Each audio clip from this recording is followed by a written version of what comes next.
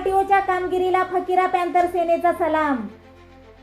याबाबत अधिक माहिती अशी की आज कराड येथे आरटीओ कार्यालयामध्ये कामानिमित्त फकीरा पॅंथर सेना महाराष्ट्र प्रदेश अध्यक्ष अनिकेत भाऊ साळुंखे गेले असता एक प्रसंग पाहिला।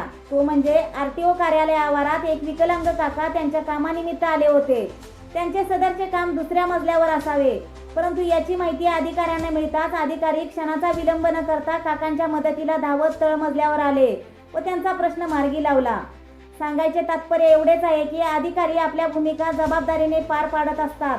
आपण त्याच्या कामाची कार्याची प्रशंसा केलीच पाहिजे आणि आमच्या कराड आरटीओचे काम सुद्धा अभिमानास्पद आहे। यावेळी अनिकेत भाऊ साळुंखे उपस्थित आरटीओ अधिकाऱ्यांना म्हणाले की फकीरा पॅंथर सेनेच्या वतीने आपले धन्यवाद करतो आणि आपल्या अशा कार्याच्या पाठीशी आम्ही कायम असू अशी ग्वाही सुद्धा देतो।